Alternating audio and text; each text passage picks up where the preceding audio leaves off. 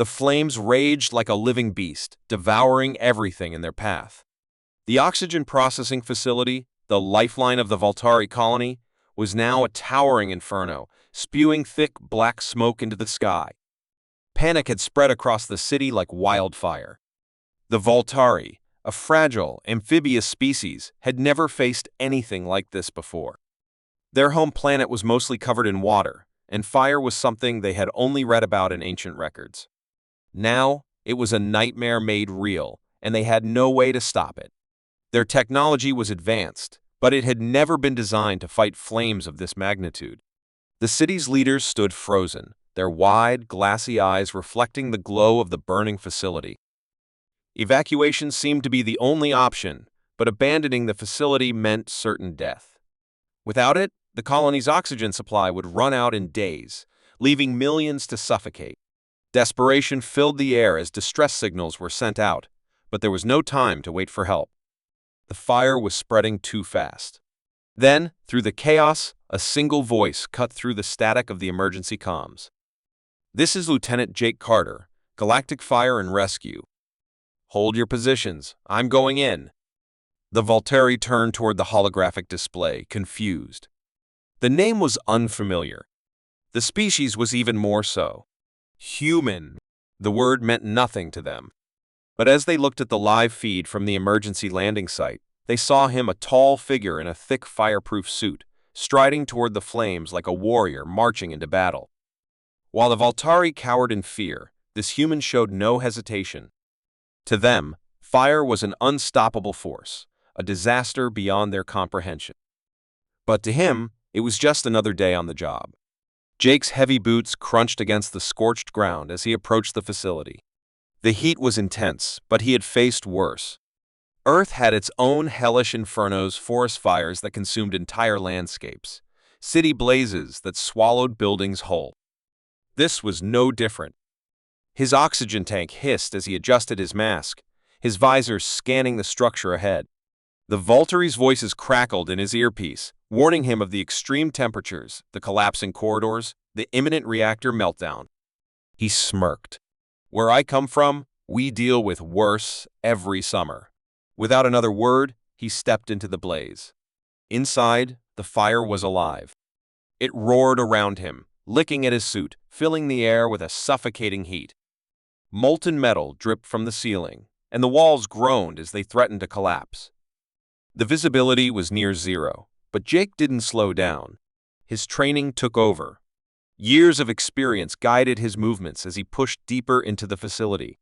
His HUD mapped out the structure, highlighting the coolant control room, the only place that could stop the fire from reaching the main reactor. If the flames reached that core, the entire facility would be lost, and the explosion would turn the city into ash. Time was running out. Outside, the Voltari watched in stunned silence. No one had ever entered a fire like this before. Their own rescue teams had refused, knowing it was suicide.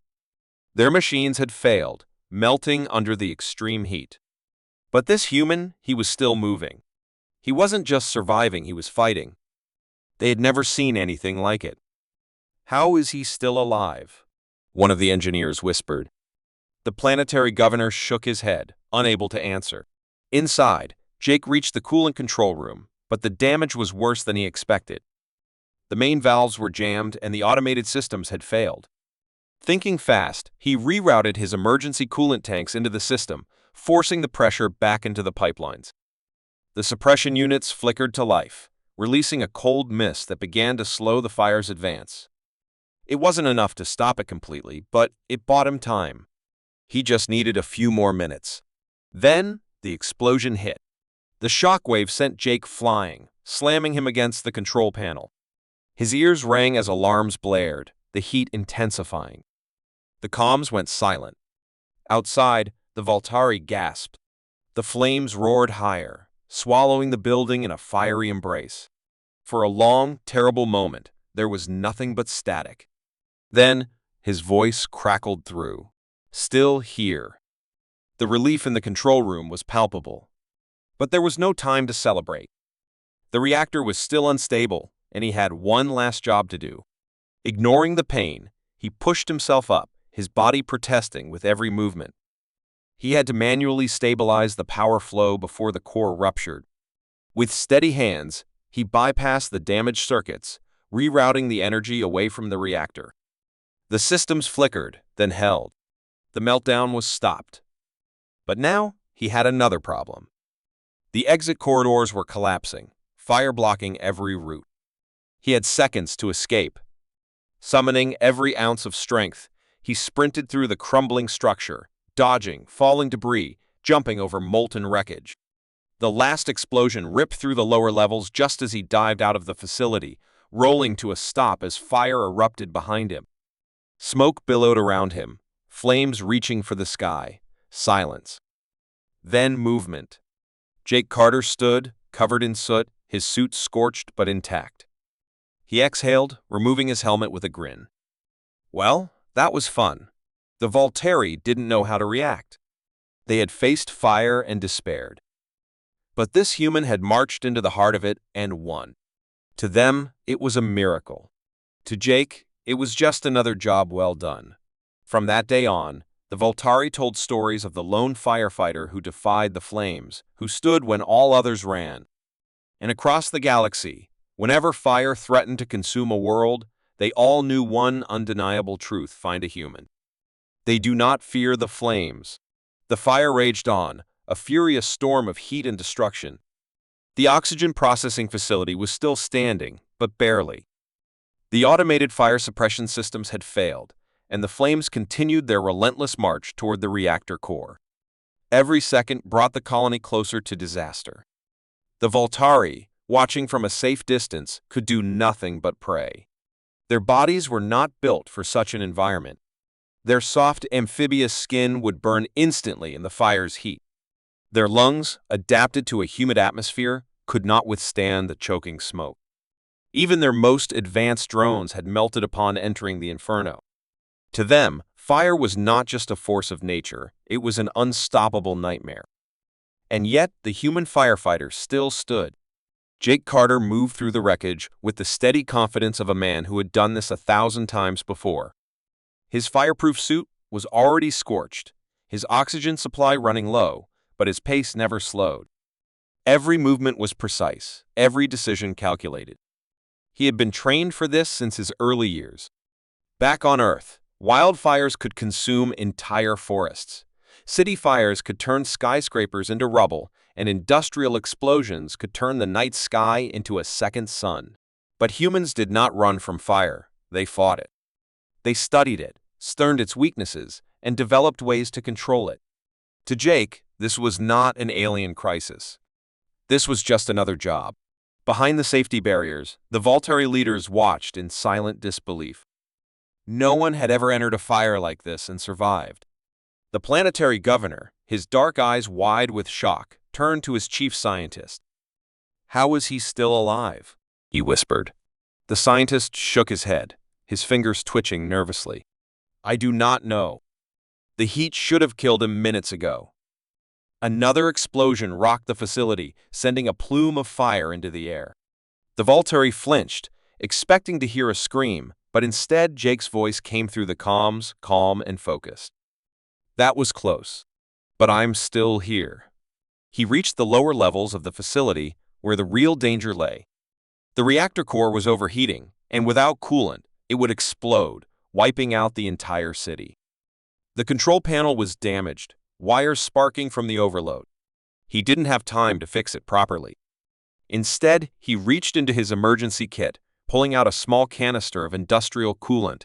It wasn't designed for a system this large, but it would buy them time. He forced the canister into the emergency intake, releasing a burst of freezing vapor. The temperature gauge flickered, then began to drop. It was working, but the fire wasn't done fighting back. A structural beam, weakened by the heat, snapped loose from the ceiling. Jake barely had time to react as it came crashing down. He threw himself to the side, rolling across the burning floor. Pain shot through his shoulder as he hit the ground, but he pushed himself up. There was no time to stop. The fire didn't care if he was hurt. The reactor didn't care if he was tired. If he didn't keep moving, the colony would die.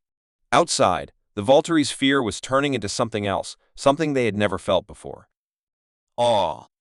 They had always believed that intelligence meant knowing when to flee, when to retreat in the face of an unstoppable force. But now, they were seeing a different kind of intelligence, a kind that refused to back down, a kind that ran into danger instead of away from it. The human was not reckless. He was not suicidal. He was simply unafraid. And that made all the difference.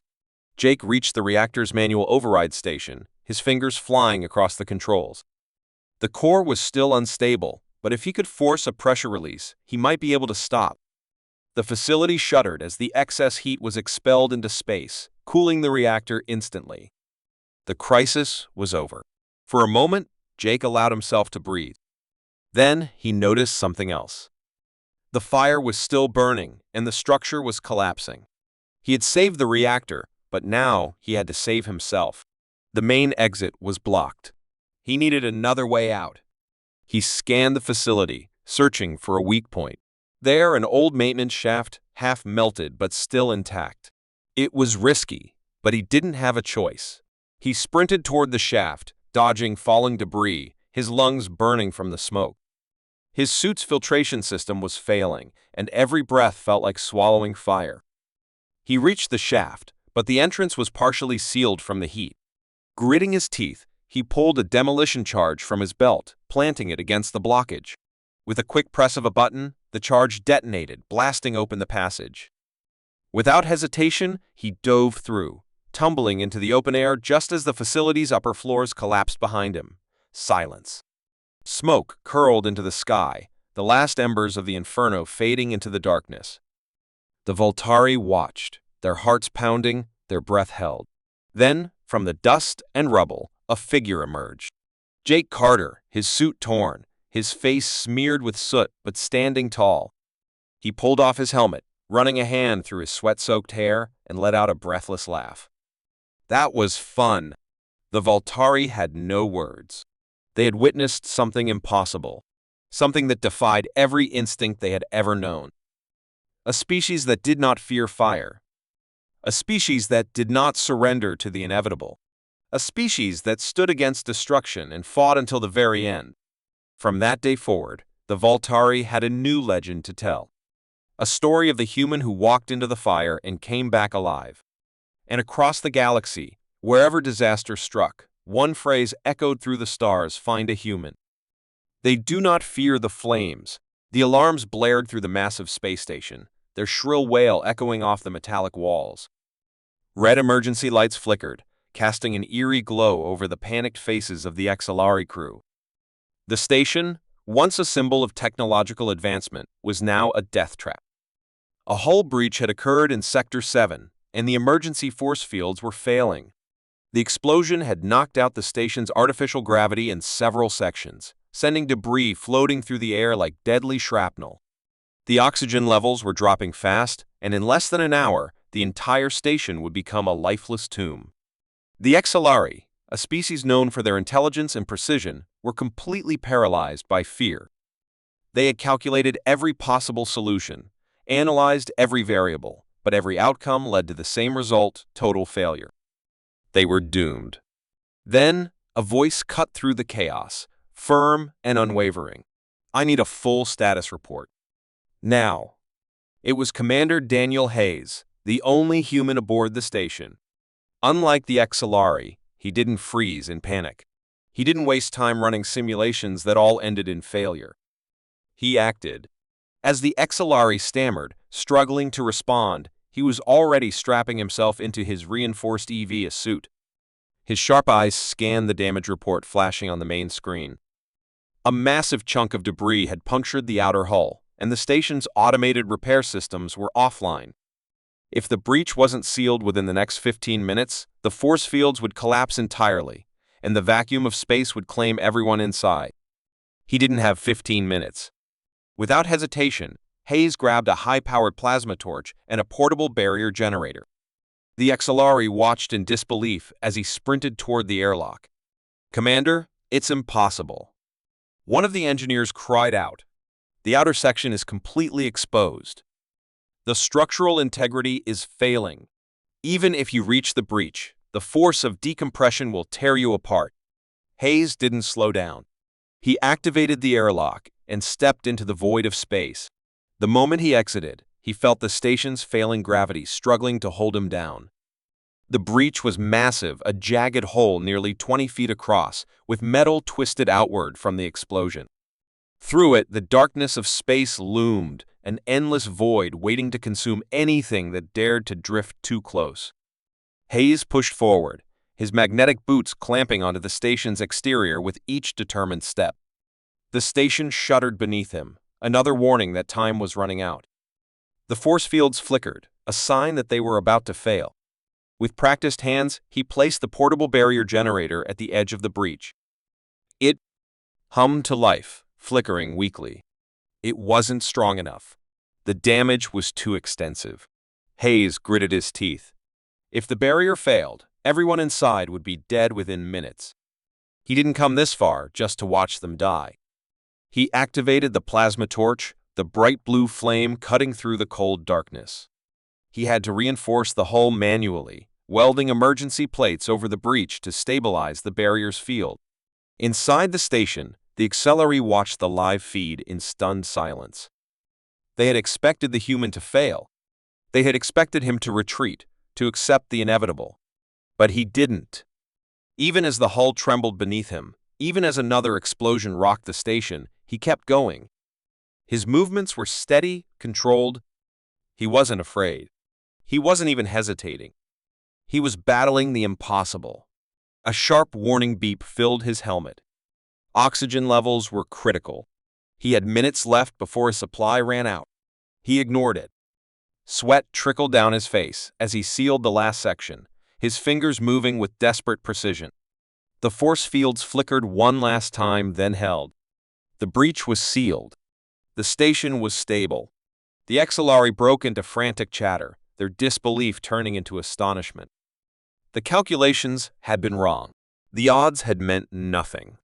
The human had done the impossible. But Hayes wasn't done yet. His vision blurred slightly as his oxygen meter flashed red. His body felt heavy, sluggish. He turned, forcing himself to move toward the airlock, but the gravity flickered again, sending him into a slow drift. He reached for the railing missed. His body spun weightlessly. The Acceleri gasped as they realized what was happening. He was trapped outside. If they didn't act now, he would suffocate. For a species that relied so heavily on numbers and calculations, the Acceleri had never understood the human ability to act on instinct. But now, something changed. The chief engineer, hands shaking, activated the emergency retrieval system. The station's outer robotic arm whirred to life, extending toward Hayes with precision.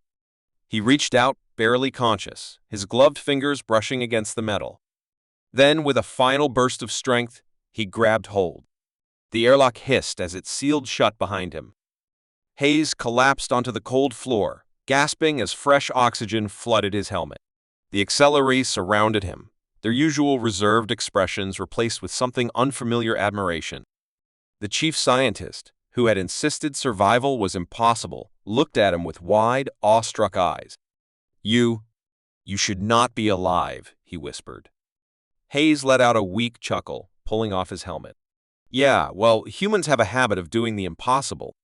From that day forward, the Acceleri changed the way they viewed the universe. They had always believed that logic and calculations dictated reality. But now, they had seen something else, something beyond numbers and probabilities.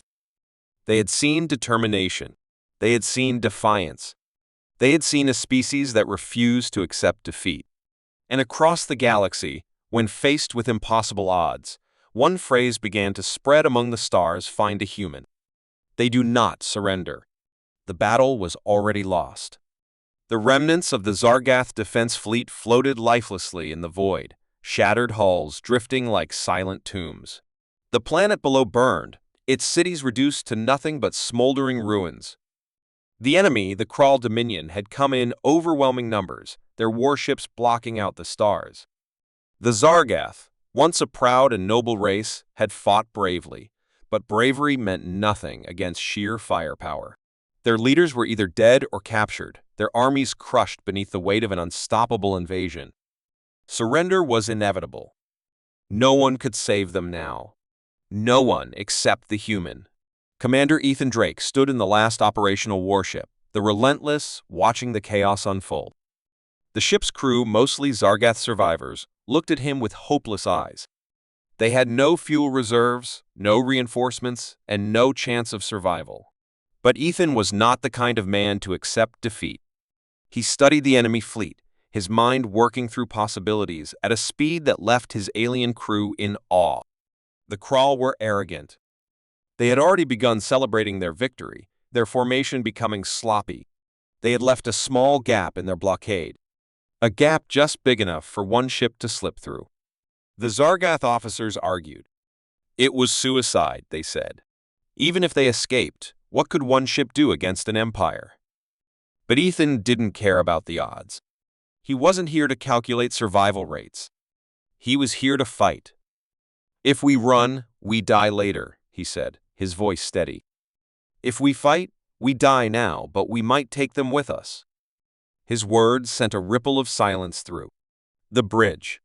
The Zargath were not used to this kind of thinking. They fought when they had an advantage. Humans, however, fought because they refused to lose. The Relentless roared to life, engines straining as the ship surged forward. The Krall barely noticed at first. Their ships focused on looting the remains of the battlefield. By the time they realized what was happening, it was too late. Ethan's hands moved like lightning over the controls, guiding the ship with impossible precision. The Relentless twisted and spun, dodging incoming fire by mere meters. The Zargath officers held their breath. No one flew like this. No one should be able to. Then came the moment of truth. The gap in the blockade loomed ahead, but the Krall flagship had noticed their escape attempt. It turned, its massive cannons charging. One direct hit would vaporize them. But Ethan was already moving. He slammed the ship into a hard dive, skimming the surface of a shattered dreadnought, using its wreckage as cover. The Krall cannons fired a blinding blast of energy, cutting through the darkness. But the Relentless was no longer there. It burst from the wreckage at an impossible angle, slipping through the blockade just as the blast tore apart the remains of the dreadnought behind them. The crew barely had time to process what had happened before Ethan was giving orders again. The Krall would chase them. They needed to disappear. He pushed the engines beyond their limits, heading toward the nearest debris field.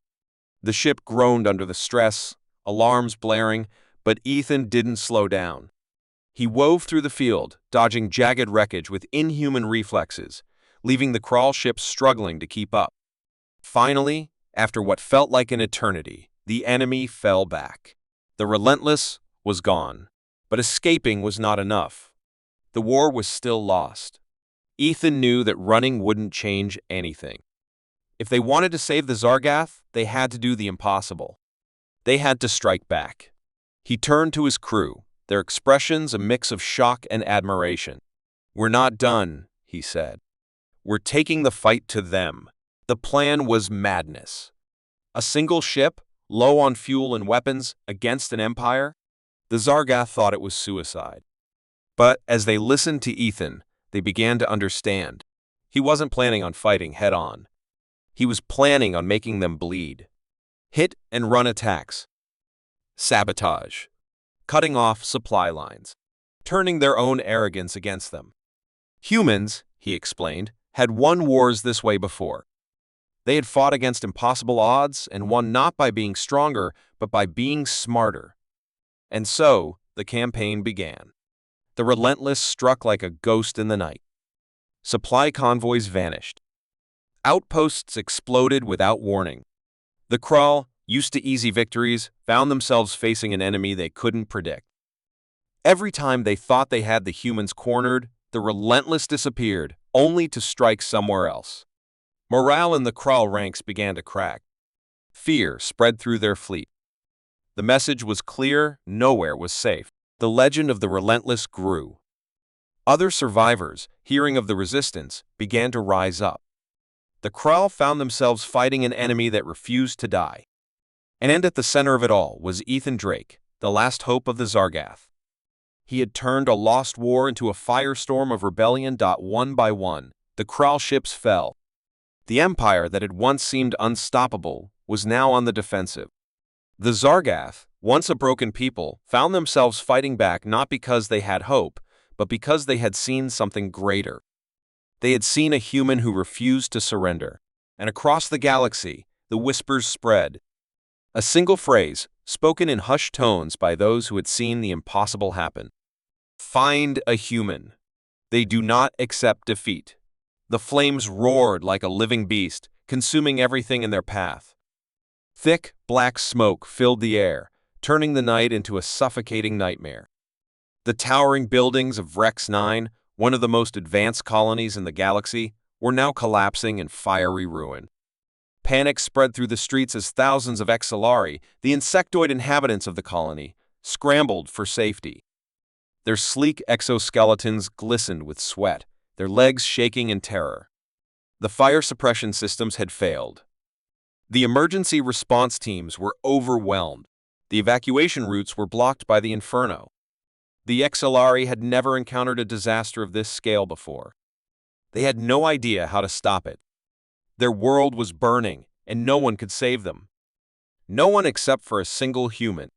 Ethan Carter moved through the chaos like a man possessed. His fire-resistant suit was scorched, his oxygen supply dangerously low, but he kept going.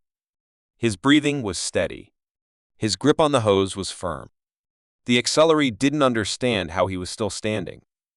They had already given up, watching their city collapse, but this human fought on. He didn't just battle the flames, he defied them. With every burst of water, he carved a path through the destruction. He didn't stop for fear. He didn't stop for exhaustion. He didn't stop at all. The Exilari rescue teams hesitated, watching him in stunned silence. Their species was not built for this kind of crisis. They were engineers, scientists, planners. They solved problems through calculations, through careful strategies.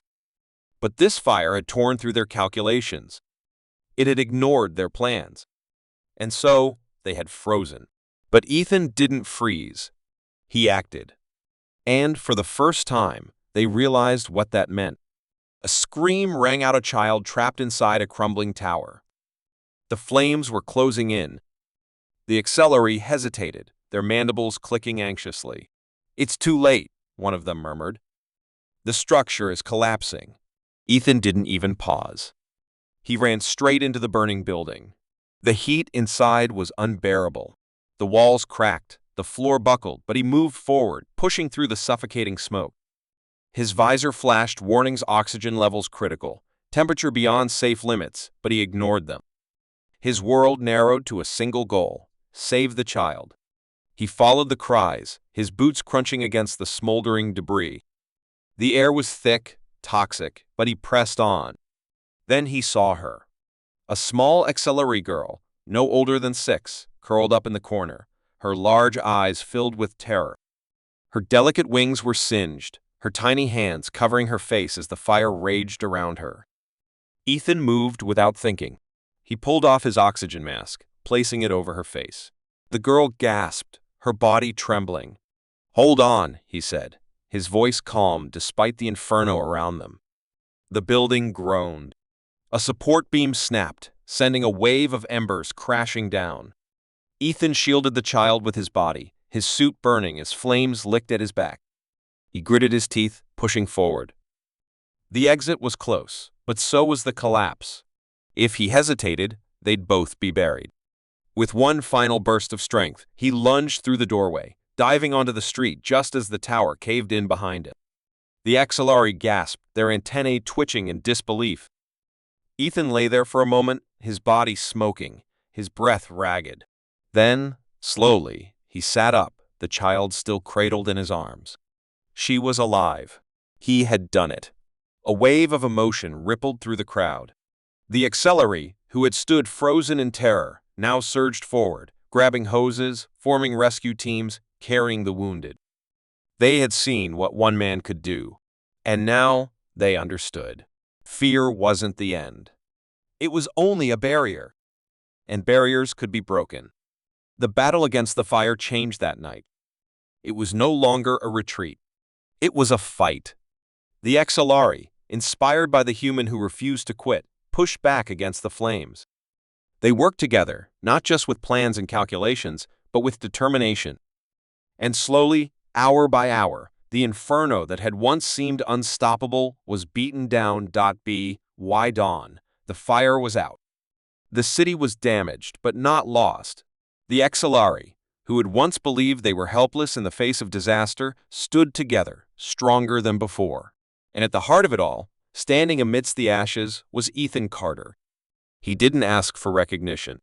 He didn't expect thanks. He simply looked at the survivors, nodded, and walked away. But his legacy remained. From that day forward, the XLR never froze in the face of disaster again. They had learned something far greater than any technology or strategy. They had learned courage. And across the galaxy, the story spread. When people spoke of the Great Fire of Rex 9, they didn't just talk about the destruction. They talked about the human who had run into the flames when everyone else ran away.